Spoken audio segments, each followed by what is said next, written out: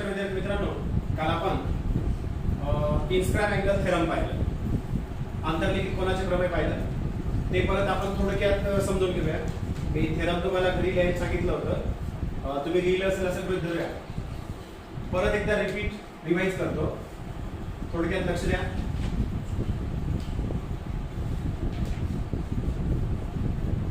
हे एक सर्कल आहे, लक्षात घ्या. त्याची डेफिनेशन मी तुम्हाला सांगितली होती काल इन्स्क्राइब अँगलची. when the vertex of an angle is on circumference of circle and their both sides inscribed in major arc, it is called inscribe angle. Marathi विद्यार्थी, जेव्हा एखाद्या कोनाचा शिरोबिंदू, हा बघा, हा ही शिरोबिंदू, त्याला आपण व्हर्टेक्स म्हणतो. काल पाहिलं होतं आपण ए बी आणि सी असा हा कोन होता. याचा जो व्हर्टेक्स आहे तो वर्तुळाच्या शिरोबिंदूवरील आहे. याचा जो शिरोबिंदू आहे तो वर्तुळाच्या परिघावरील आहे. म्हणून angle A B C is an inscribe angle. तर कोन ए बी सी ला आंतरलिखित कोन असं म्हणतात. याच्यामध्ये महत्त्वाचा भाग लक्षात घ्या की त्याच्या ह्या ज्या दोन बाजू आहेत, या दोन बाजू बाहेरील विशाल कंसाने समाविष्ट केलेल्या असतात. मग त्याला थोडक्यात असं म्हणतात, angle always inscribe, angle always inscribe and arc are intersected. याला मराठीत असं म्हणतात की लक्षात घ्या, जेव्हा तो आंतरलिखित कोन असेल तेव्हा तो मोठ्या कंसाने आंतरखंडित किंवा आंतरलिखित केलेला असतो, समाविष्ट केलेला असतो. आणि जो लघुकंस असतो, छोटा कंस असतो, तो आंतरखंडित असतो. त्याला इंटरसेक्टेड आर्क असं म्हणतात. आंतरखंडित कंस, इंटरसेक्टेड आर्क. आणि ह्या ज्या भुजा असतात, अँगलच्या ज्या साइड असतात, त्या कशा असतात? इन्स्क्राइब्ड असतात, म्हणजे आंतरलिखित असतात. याच्यावरनं आपण काल थेरम पण पाहिलं. ते थेरम काय सांगतात आपल्याला? The measure of inscribed angle is half of its intersected arc. हे लक्षात. याला मराठीत काय म्हणतात? अंतरलिखित कोनाचे माप त्याने आंतरखंडित केलेल्या कंसाच्या निमपट असते.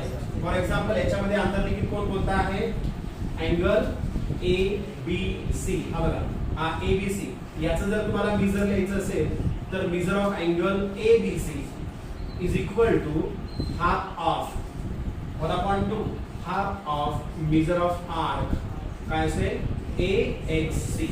याच्यावर आधारित आपल्याला उदाहरणं सोडवायची असतात, गणितं सोडवायची असतात, प्रॉपर्टी किंवा हे जे फॉर्म्युला आहे, हे जे सूत्र आहे ते लक्षात ठेवा. याच्यामध्ये अँगल बदलत असतो, फक्त लक्षात घ्या की त्या दोन बाजूंनी समाविष्ट केलेला जो कंस असतो त्याच्या निमपट त्याचं माप असतं. हा लक्षात घ्या, आपण काल पाहिलं. आता आज आपल्याला बघायचं आहे अँगल्स इन सेम आर्क. काय पाहिजे?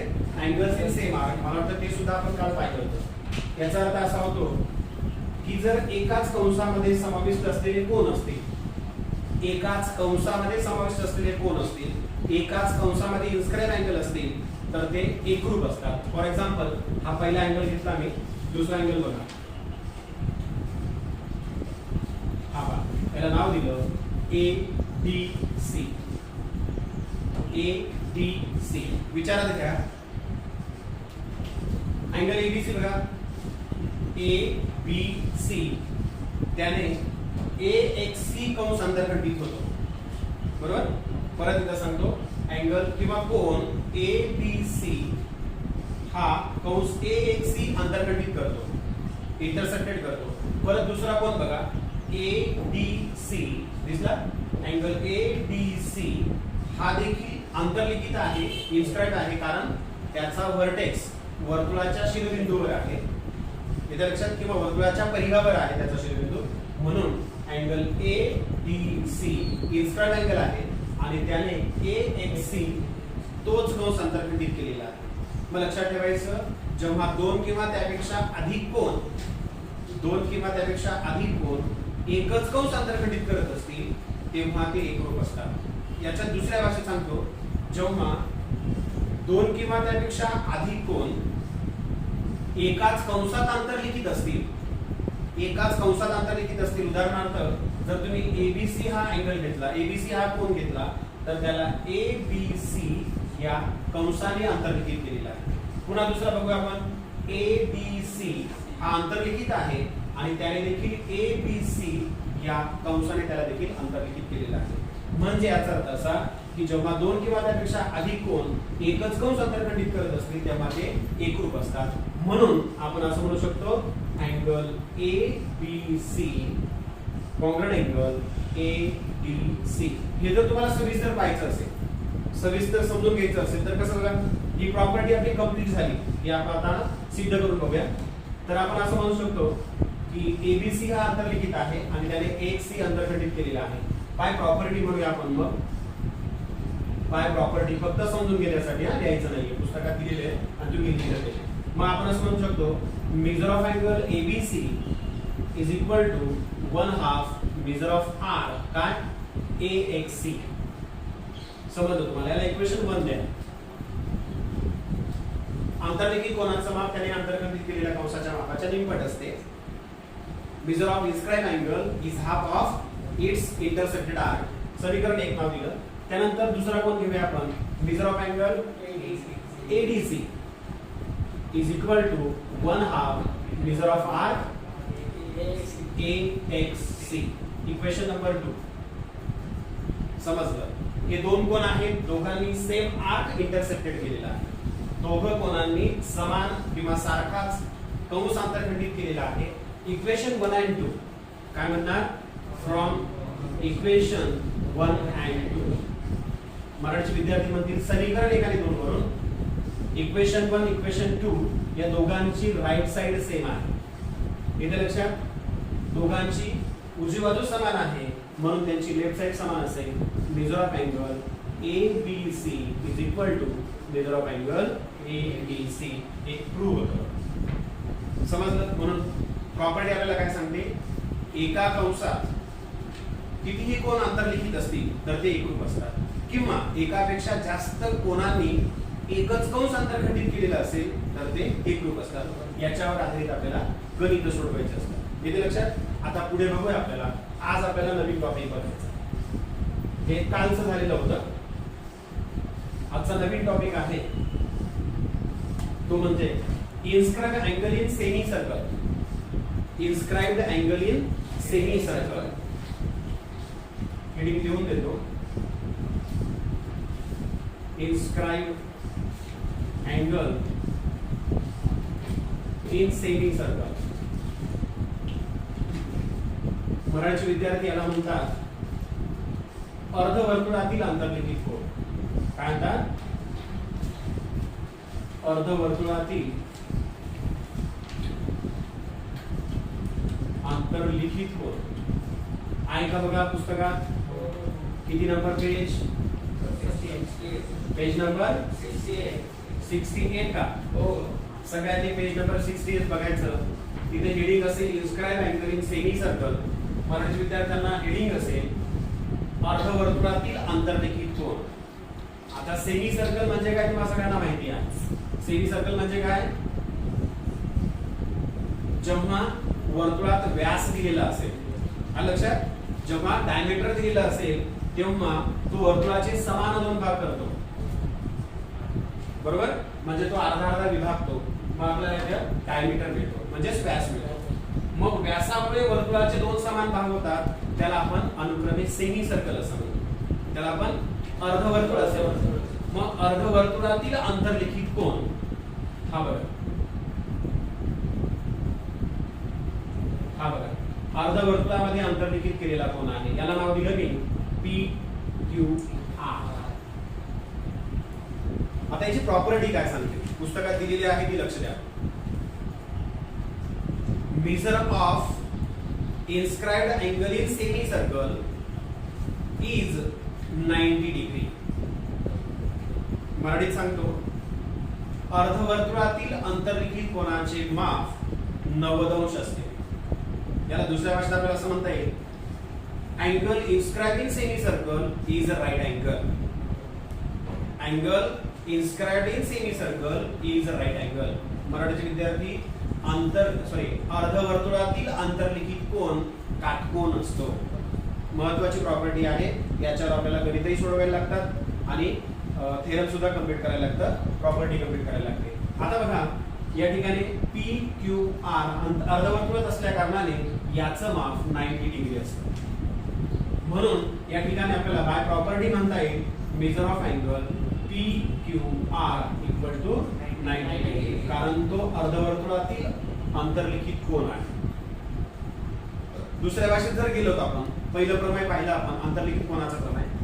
जर तुम्ही इन्स्क्राइब अँगल थेरमने गेला तर याचं माप 90 कसं असतं ते सांगतो. आता P Q is a diameter. P Q हा व्यास आहे. व्यासामुळे वर्तुळाचे दोन भाग होतात, समान भाग होतात. Measure of whole circle is 360 degree. पूर्ण वर्तुळाचा अंशात्मक माप 360 असतं. आता त्याला जर हाफ केलं आपण तर किती 180. मग वरचा जर आपण हा एवढा आर्क विचारात घेतला पी क्यू आर याचं माप किती 180. खालचा जर आपण विचारात घेतला पी एक्स आर किती 180. बरोबर. समजा या ठिकाणी हा डायमीटर नाही असं गृहीत धरलं आपण विचारात घेतलं. ह्या आर्कचं मेजर किती घेतलं आपण आताच 180 डिग्री. बरोबर. मग प्रॉपर्टी आपण अशी पाहिली की the measure of inscribe angle is half of its intersected arc. आंतरलिखित कोनाचे माप त्याने आंतरखंडित केलेल्या कंसाच्या निमपट असते. आता याचं माप जर 180 असेल बरोबर तर याचं माप किती आलं 90 आलं. 180 च्या निम्मे 90 आलं. समजलं. म्हणून ही प्रॉपर्टी या ठिकाणी प्रूव्ह होते. म्हणून जर डायमीटर दिलेला असेल किंवा जर सेमी सर्कल असेल तर सेमी सर्कल मधला अँगल हा राईट अँगल असतो. अर्धवर्तुळातील कोन हा काटकोन असतो, म्हणजे त्याचं माप 90 अंश असतं. हा असाच असेल असं नाही, हा बदलू शकतो. समजा याला मी असा घेतला. फक्त लक्षात ठेवायचं त्याचे एंड पॉइंट्स त्याच्या भुजा या शेवटी डायमीटरचे अंत्यटोक असले पाहिजेत. एंड पॉइंट्स असले पाहिजेत त्याचे. पी आर शेवटचे टोक आहे आणि त्याचा व्हर्टेक्स वर्तुळावर असला पाहिजे. त्याचा जो शिरोबिंदू आहे तो ऑन अ सर्कल म्हणजेच तो वर्तुळावरील बिंदू असला पाहिजे.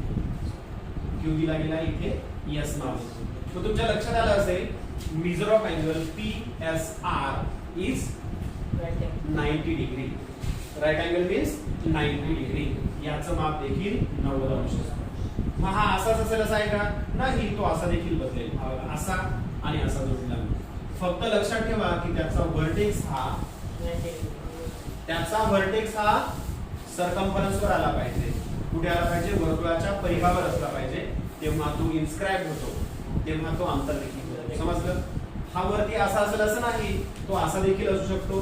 फक्त तुम्हाला काय लक्षात ठेवायचं आहे की डायमीटर आहे आणि त्याचा जो व्हर्टेक्स आहे त्याचा जो शिरोबिंदू आहे तो वर्तुळाच्या परिघावर आहे, म्हणून त्याचं माप 90 अंश असतं.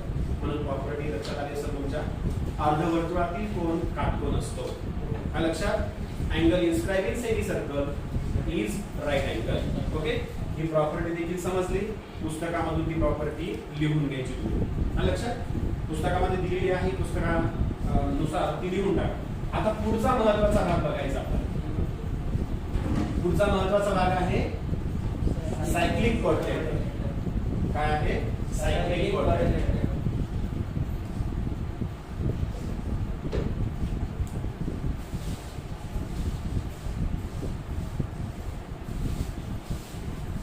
सायक्लिक क्वाड्रिलेटरल आहे की सायक्लिक क्वाड्रिलेटर आहे म्हणतो जे असेल ते. चला सायक्लिक क्वाड्रिलेटर तुम्ही सुद्धा हेडिंग द्यायची पुस्तकामध्ये, सॉरी वहीमध्ये. त्याला मराठीचे विद्यार्थी म्हणतात चक्रीय चौकोन. काय म्हणतात त्याला चक्रीय चौकोन. चक्रीय चौकोन.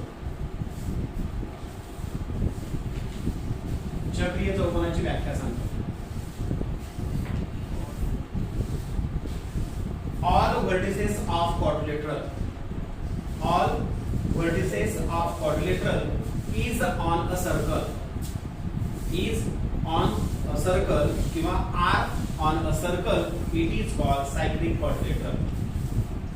मराठीचे विद्यार्थी, जेव्हा एखाद्या चौकोनाचे सर्व शिरोबिंदू, थोडक्यात आपण म्हणूया चारही शिरोबिंदू, जेव्हा एखाद्या चौकोनाचे चारही शिरोबिंदू वर्तुळाच्या परिघावर असतात किंवा वर्तुळावर असतात तेव्हा त्याला चक्रीय चौकोन असे म्हणतात. मग चक्रीय चौकोन बघूया.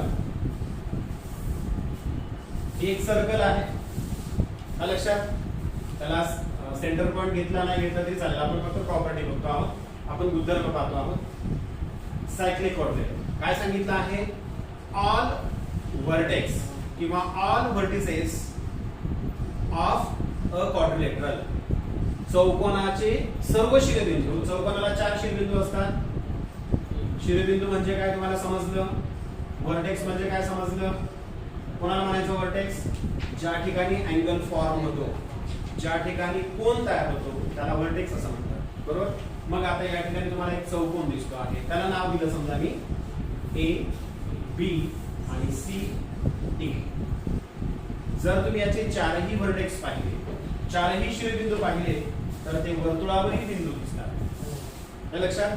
डेफिनेशन नुसार, व्याख्येनुसार आपण या ठिकाणी फिगर कंप्लीट केली. म्हणून चौकोन एबीसीडी ला सायक्लिक क्वाड्रिलेटरल असं म्हणायचं, चक्रीय चौकोन असं म्हणायचं. Quadrilateral ABCD is a cyclic because their all vertices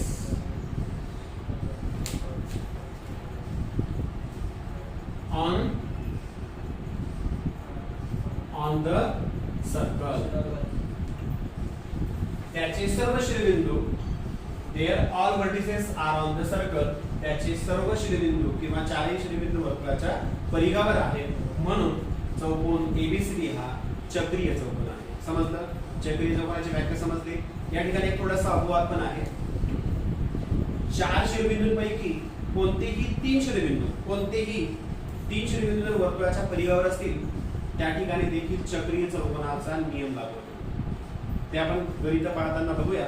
पण फक्त नॉर्मल जनरली एक व्याख्या अशी लक्षात ठेवायची की वर्तुळावर त्याचे 4ही शिरोबिंदू असतील तर त्याला चक्रीय चौकोन असं म्हणायचं. सायक्लिक कोऑर्डिनेटर कोणाला म्हणायचं, ऑल द व्हर्टिसेस म्हणजे 4 व्हर्टिसेस, बरोबर. All the vertices on a कुठे असतील सर्कल, म्हणून त्याला चक्रीय चौकोन असं म्हणायचं. याच्या पुढे थेरम आहे. काय आहे, मराठी विद्यार्थ्यांसाठी प्रमेय आहे आणि हे प्रमेय अतिशय महत्त्वाचं आहे. आलं लक्षात. हे प्रमेय अतिशय महत्त्वाचं आहे. प्रमेय सांगतो. प्रमेय काय सांगतो, थेरम सांगतो. Opposite angles of cyclic quadrilateral are supplementary. Opposite angles of cyclic quadrilateral are supplementary. Marathi विद्यार्थी, चक्रीय चौकोनाचे सम्मुख कोन परस्पर पूरक असतात. परत एकदा सांगतो, चक्रीय चौकोनाचे सम्मुख कोन परस्पर पूरक असतात. सम्मुख म्हणजे समोरासमोरी. इथं अपोजिट म्हणजे विरुद्ध नाही, अपोजिट म्हणजे समोरासमोर. अपोजिट अँगल्स लक्षात. मग आता या ठिकाणी आपण बघूया थेरम, ते तुम्हाला घरी लिहायचं आहे. मग हे थेरम थोडक्यात समजून घेऊया आपण. गिवन काय म्हणूया, गिवन म्हणजे त्याला मराठी विद्यार्थी पक्ष म्हणतात, बरोबर. आकृतीमध्ये जे दिसतं आहे ते लिहायचं. याला मी सर्कलला आता सेंटर पॉइंटला ओ नाव देऊन टाकलं. मग काय लिहिणार, आकृतीमध्ये आम्हाला काय दिसते, काय म्हणूया आम्ही, circle with centre O. Marathi विद्यार्थी म्हणतील ओ केंद्र असलेल्या वर्तुळात quadrilateral ABCD is a cyclic. Cyclic. Marathi विद्यार्थी म्हणतील चौकोन ABCD हा चक्रीय आहे किंवा चक्रीय चौकोन आहे. समजलं. एवढं लिहिलं तरी सुद्धा तुम्हाला अर्धा मार्क आहे गिवन मध्ये. त्यानंतर प्रूव्ह काय सांगतं, मीन साध्य. मराठी विद्यार्थी साध्य म्हणतात, सेमीचे विद्यार्थी प्रूव्ह म्हणतात. साध्याकडे काय सांगतं, मग आताच मी पाहिलं आपण, चक्रीय चौकोनाचे सम्मुख परस्पर पूरक असतात. परस्पर पूरक असतात याचा अर्थ काय, पूरक असणे म्हणजे काय, सप्लिमेंटरी. हा, ऍब्सोल्युटली राईट. त्यांच्या कोनांच्या मापांची बेरीज 180 अंश असते. म्हणजे समोरासमोरील कोणाच्या मापांची बेरीज 180 असते, त्याला सप्लिमेंटरी किंवा परस्पर पूरक असं म्हणतात. मग याच्या समोरासमोरील अपोजिट अँगल्स बघा, एक अक्षर लिहू शकतात, 3 अक्षर लिहू शकतात. आपण 3 अक्षर घेऊया बघा. अँगल ABC हा बघा हा कोण घेतला बरोबर, plus angle ADC equal to 180 degree. म्हणजे याचं आणि याचं या दोघांचं माप 180 अंश आहे. त्यानंतर दुसरं त्याच्यामध्ये नंबर 2 काय असेल, अँगल DAB म्हणजेच हा कोण DAB प्लस अँगल DCB और BCD सुद्धा लिहू शकतात. लक्षात इज इक्वल टू 180 डिग्री. एक अक्षरी लिहू शकतात, 3 अक्षरी लिहू शकतात. एक अक्षरी जर असेल तर किती सोपं असेल, angle B plus angle D equal to 180 degree, angle A plus angle C equal to 180 degree. हे थेरम तुम्हाला परत घरी लिहायचं आहे. याच्या लक्षात थेरम महत्वाचा आहे म्हणून ते तुम्हाला घरी लिहायचं आहे. हा एवढा भाग जरी लिहिला तरी चालेल, नाही तर मग पुस्तकामध्ये थेरम दिलेलेच आहे, पुस्तकामध्ये थेरम लिहून घ्यायचं. पुढचा भाग आपण पुढच्या व्हिडिओमध्ये बघूया. धन्यवाद.